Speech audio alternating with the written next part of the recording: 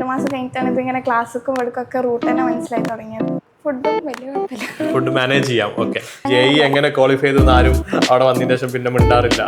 എൻട്രൻസിന് പഠിച്ചിട്ടുണ്ടെങ്കിൽ തന്നെ PCM subjects ഉറപ്പായിട്ട് നമുക്ക് ബോർഡ്സിനും അറിയുന്നുണ്ടാവും.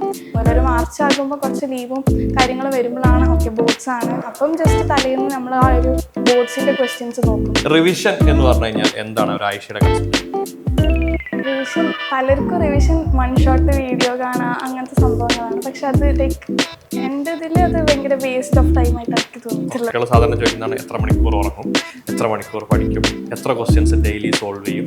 എക്സ്ട്രാ എഫേർട്ട് ഇടേണ്ടി വരും. അത് കഴിഞ്ഞിട്ടുണ്ടെന്നുണ്ടെങ്കിൽ നമുക്ക് ഇങ്ങനെ ഒരു ഫ്ലോയിൽ അങ്ങനെ പോകും. ലൈക്ക് ഐശ്വര്യ ഒരു 10th കഴിഞ്ഞ ശേഷമാണ് സീരിയസ് ആയിട്ട് യൂണിവേഴ്സിറ്റി പബ്ലിക് സ്കൂളിൽ ജോയിൻ ചെയ്ത് ജെഇക്ക് വേണ്ടിയുള്ള പ്രിപ്പറേഷൻ സ്റ്റാർട്ട് ചെയ്ത്. ഒരു 2 years കുറച്ച് കഷ്ടപ്പെട്ട് കുറച്ച് കാര്യങ്ങളൊക്കെ ചെയ്തിട്ടുണ്ട്. Is it worth it?